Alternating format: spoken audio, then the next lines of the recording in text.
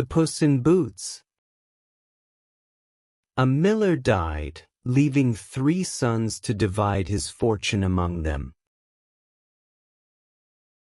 The eldest took the mill and the land around it, the second took the flocks and herds, and then there was nothing left for the 3rd son, Jack, but 3 bits of silver money and a little cat that lived in the mill. "This is all very well," said Jack, "and the cat is a fine little cat and can feed on the mice it catches, but I do not see how I am to live on 3 pieces of money."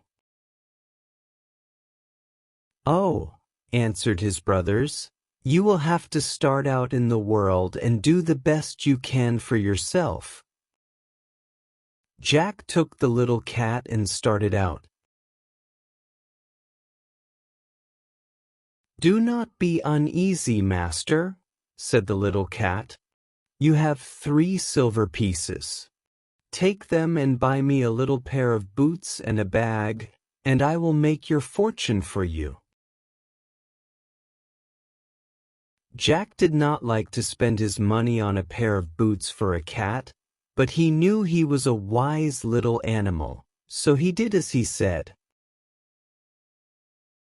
He went to a tailor, and for the 3 pieces of silver the tailor made him the prettiest pair of little boots that ever were seen, and when Puss drew them on they fitted exactly. The tailor also gave Jack an old bag that lay in the corner, and for which he had no use.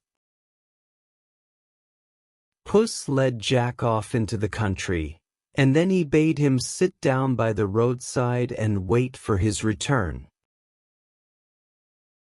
The little cat ran off into a wood nearby, where there were a great many rabbit holes, and there he managed to catch 2 fine fat rabbits. He put the rabbits in the bag and trotted away in his neat little boots until he came to the king's palace. He put bran and sow thistle into his bag, and, stretching out at length, as if he were dead, he waited for some young rabbits, not yet acquainted with the deceits of the world, to come and rummage his bag for what he had put into it. There he asked to see the king, and a cat in boots was such a strange sight that he was at once brought before his majesty. The courtiers nudged each other and laughed when the cat came into court, but Puss marched up to the king and bowed low before him. "Your Majesty, my master, the Marquis of Carabas, has sent you a present of these 2 fine fat rabbits for your supper," said he, and he took out the rabbits and presented them to the king. The king was very much pleased. He ordered a piece of money to be given to Puss, and bade the little animal thank his master for the fine present he had sent. Puss ran back to where Jack was waiting, and gave him the piece of money. "There," he said, "that is enough to pay for a bed and a supper at the inn." The next day Puss set off for the forest again, and this time it was a pair of fine fat partridges that he caught and carried to the king. "They are sent by my master, the Marquis of Carabas," said Puss.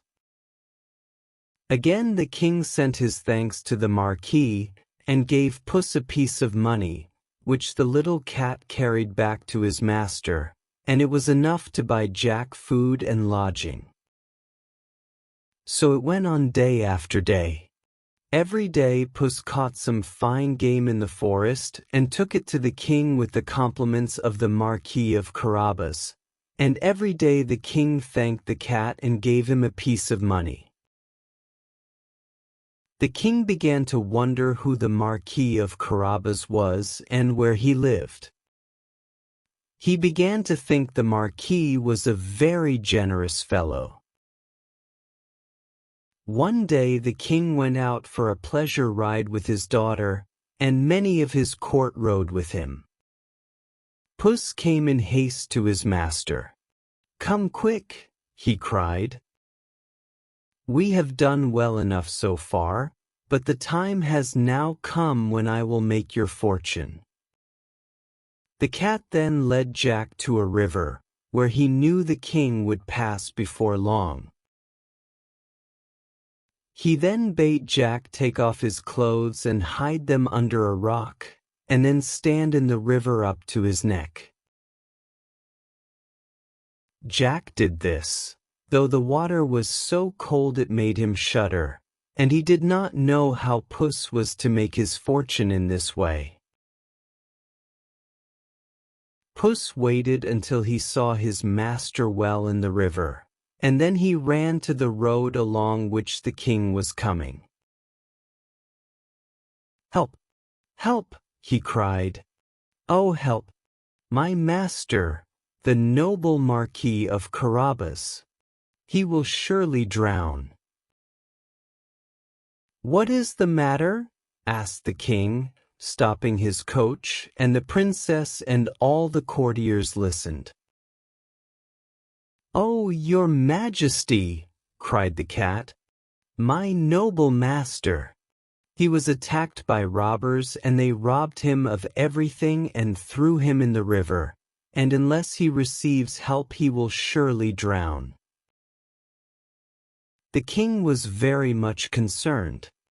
He at once sent courtiers to draw Jack out from the river and dress him in robes of velvet and satin and gold lace. Jack had never been so magnificently dressed before, and he looked a fine fellow indeed when he was brought to the king.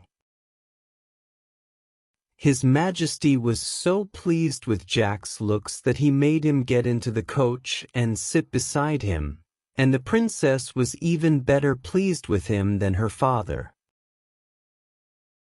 Meanwhile, the little cat had hurried on far ahead of the coaches.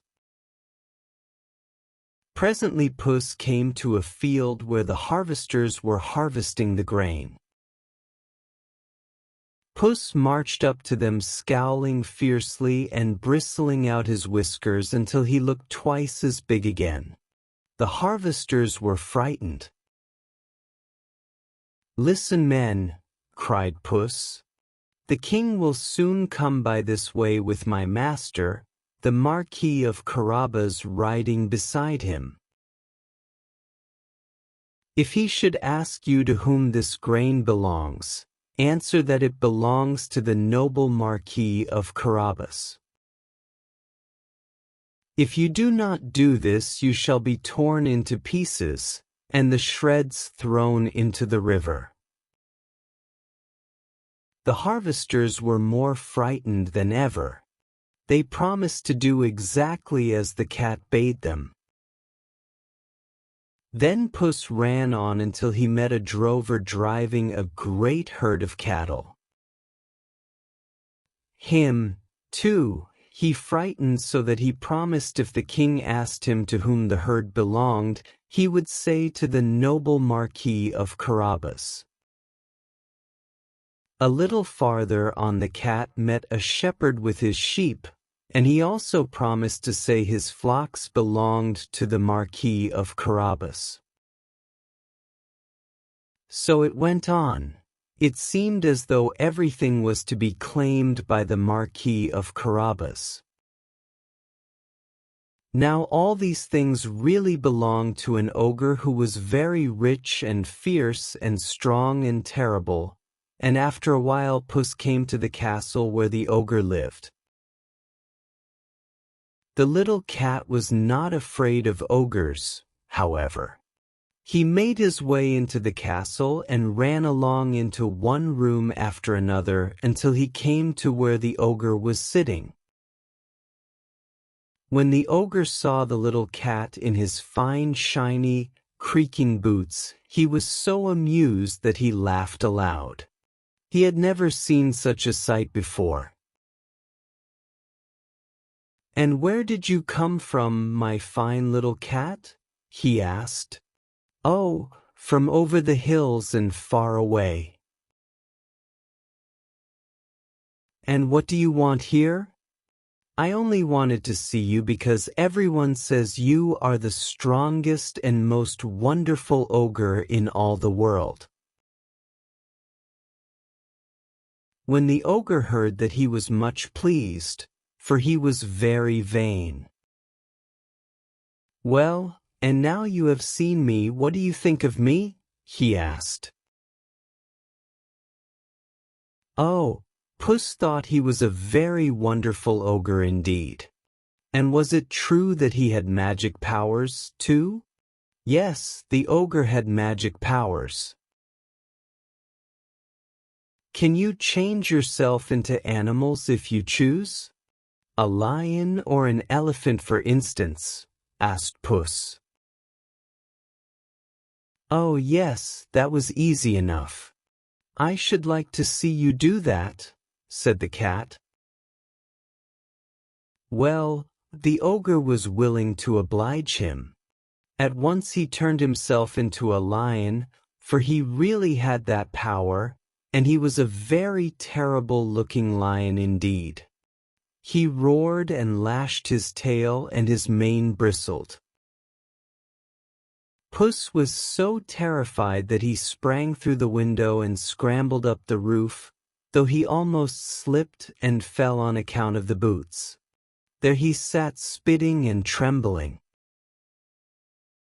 Then the ogre turned himself back into his own shape, and he laughed and laughed. Come back, Puss, he called. I will not hurt you, but now you see that everything they told you was true. Puss came scrambling back into the room, and he looked very meek and timid. Yes, I see it was all true, he said. But, Mr. Ogre, could you turn yourself into a small animal as well? That must be a great deal harder. Could you turn yourself into a mouse? Yes, the ogre could do that too, and at once he turned himself into a mouse, and ran, scampering gaily about the room. But he did not scamper long. With a bound, Puss caught him and swallowed him down in a moment before he could even squeak, and that was the end of the ogre. Meanwhile, the king and the princess and Jack were rolling along together in the fine coach and talking pleasantly together.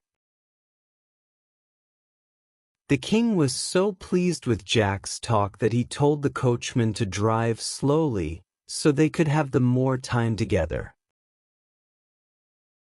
Presently they came to the field of grain where the harvesters were at work.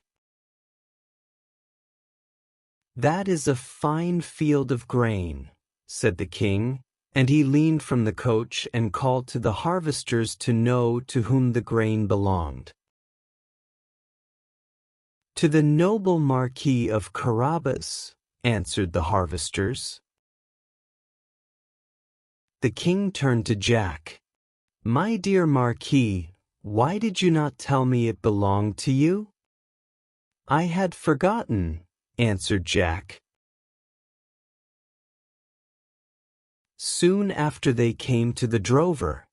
The king admired the herd of cattle and asked the drover to whom they belonged.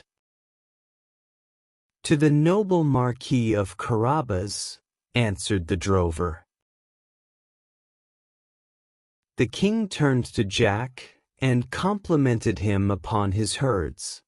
He began to think the Marquis must be very rich. Then they came to the shepherd, and it was the same thing. His flocks belonged to the Marquis of Carabas. In the forest, the woodsman said the wood belonged to the Marquis. It seemed as though the Marquis were richer than the king himself. At last they came to the ogre's grand castle, and the king asked Jack to whom it belonged. Before Jack could answer, the doors were thrown open, and the little cat ran out into the road. "Welcome, welcome, your Majesty," he cried. "Welcome to the castle of the Marquis of Carabas." "So this is where you live," said the king. "Yes, this is where I live," answered Jack. The cat invited them to alight and led the way into a long dining hall. There the servants had prepared a magnificent feast, for now they, as well as the castle and everything in it, belonged to Jack. The king and the princess took their places at the table, and Jack sat between them. They ate and drank and feasted to their heart's content, and the king had never tasted more delicious food, and it was all served on golden plates far finer than those he ate from in his own castle. At the end of the feast the king turned to Jack and said, "My dear Marquis, you must be a very rich man." "I am so rich," answered Jack, "that I really do not know how much I have." "It seems to me," said the king, "that you ought to marry a princess, for no everyday girl would do for you." Yes, Jack would like to marry a princess, but it would have to be the right princess. "Then how would my daughter do?" asked the king. At that Jack was ready to jump out of his skin with joy, for the princess was so sweet and pretty that he loved her already. Yes, she would do better than anyone else in the world. And the princess did not say nay. So Jack went back with the king and the princess to his own palace, and then the princess and Jack were married, and lived happily ever after. The little cat lived in the palace with them, and always the softest cushion and the warmest corner by the fire were left for him. As for Jack's brothers, when they heard of the good fortune that had come to Jack, and how he had won a princess for a wife, they wished they had kept Puss and given him the mill and the flocks and herds. That's how the story ended. Let's meet again with another interesting story.